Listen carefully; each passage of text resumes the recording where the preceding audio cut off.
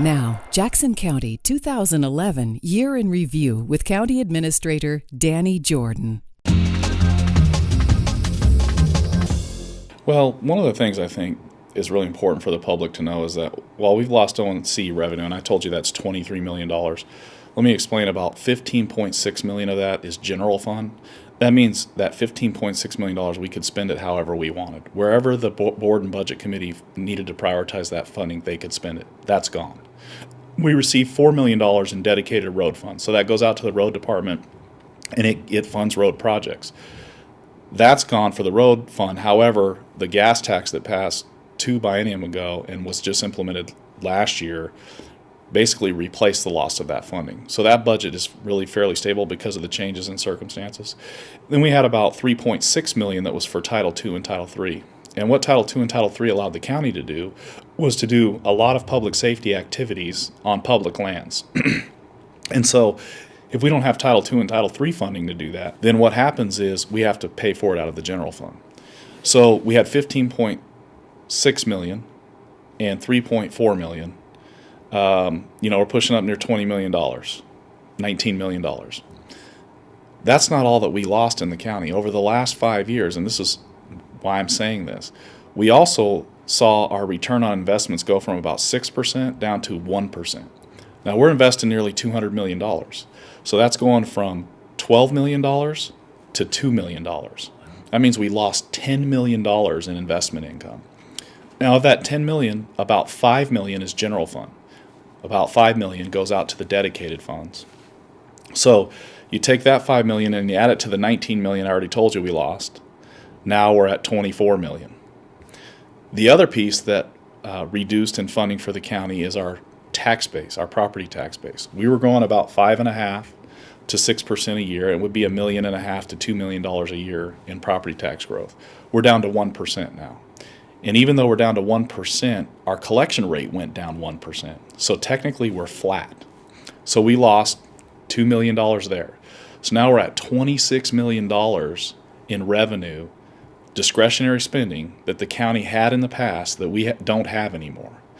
We also lost a lot of revenue from departments that were generating revenue to the general fund. The clerk's office used to generate $750,000 a year to the general fund.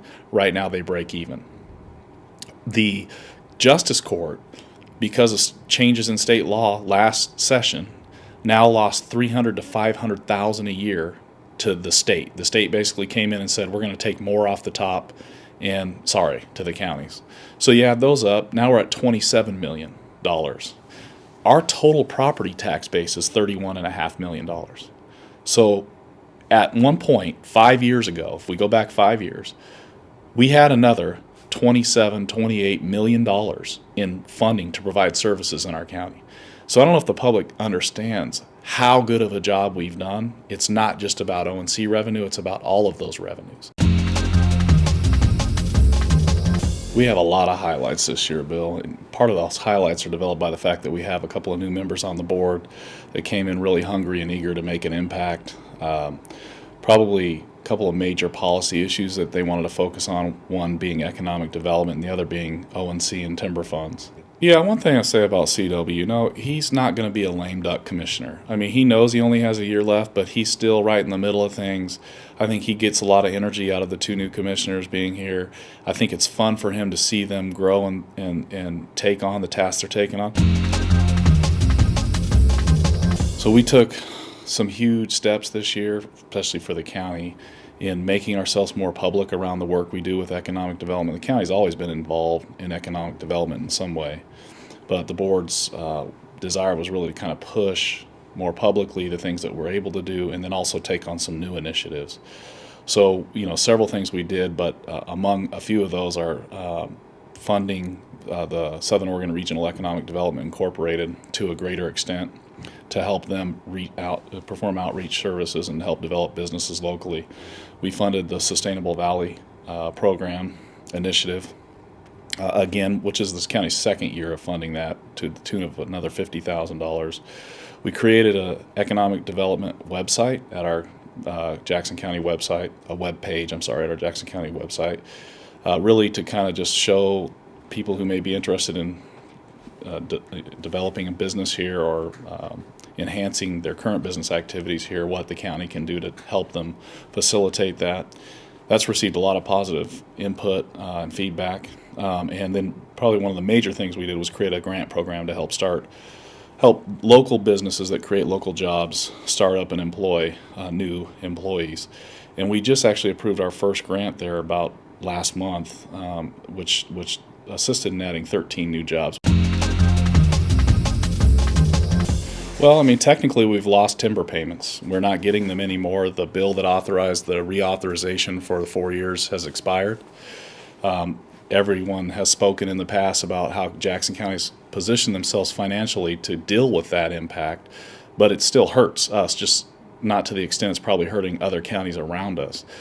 While that's going on, we have Congress trying to make a move, both on the House and Senate side, for some form of reauthorization. At least our congressional delegation is. On the House side, they're looking at temporary reauthorization with a potential timber plan that would basically set aside 50% of the land and cause timber harvest on 50% of the land, and those timber proceeds would come back to the county. It would create jobs locally. So there's more than just the county receiving funds for the inventory of property within the county that's not taxable currently.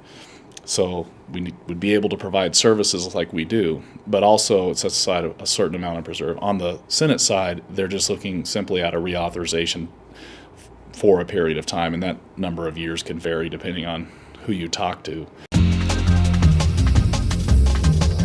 Well, let me talk a little bit first about capital projects, because we really need to build the infrastructure to support the services that we have to deliver in the county. A lot of people have expressed concern about the county spending money on facilities and property and those types of things. So let me first of all offer that those funds that are spent on that are meant for that purpose. They're one-time funds. We don't take one-time funds and invest them into operations, because basically it makes the waterfall or the cliff we're going to fall off higher. So when we get one-time funds like a one-year reauthorization of timber money or a sale of a property or those kinds of things, we set them aside in a fund that we use to do the capital projects that are needed in the county, rather than go out and ask voters to pass a new bond to provide that infrastructure. First of all, because it's highly unlikely that voters would support that at this time, given the economy. But secondly, because we're living within our means and meeting all of our capital facility needs as well as operational needs. And this year we've taken some huge steps again all across the county. If you look out at our airport, we've done millions of dollars of projects out there. We made it in the news a lot, but we bought the old post office, or the post office as it currently is. And our plans are to renovate that. We've began that process. We brought on an architect now. We'll be going out to bid here pretty soon. Looks like we'll probably do a CMGC, construction manager, general contractor model, and hope to have construction started by the end of summer. So we're on a fairly short timeline. That's a huge project. That's a huge parking garage and also a renovation of 85,000 square feet. So That's some more jobs. It's more jobs also for the downtown core. We're going to bring nearly 300 employees right downtown every day. So they're going to be shopping at the local businesses, eating lunch all up and down the street. So hopefully it'll be a boost that way as well. It's also going to bring in thousands on a monthly basis of clients that use those same services. And it's going to locate centrally our services in a much better location for people that receive the services to have use of adjacent facilities for other services that go along with the services they get from our Health and Human Services Department. We're finishing up the Sheriff's Administration facility out in White City, and it's coming along. It should be done here in the next couple months. And we're then going to move on to remodeling to create additional jail space. White City Urban Renewal wrapped up this year. And when I say it wrapped up in terms of construction projects. It wrapped up in terms of the oversight committee being done with their work. There still is a White City Urban Renewal budget because we're still paying down bond debt for projects that we built. We also set aside some money in the urban renewal, $1 million, in case by 2014 White City were to incorporate, so that they'll have some base funds for building a city hall. This was one of the busiest years I've ever had in this job, because we had two people that came in with a lot of energy and desire to impact the county, and they've brought all sorts of things to my attention that they want us as an organization to focus on. One of those things being customer service. I mean, a lot of times people are very critical of local governments, and a lot of times rightfully so.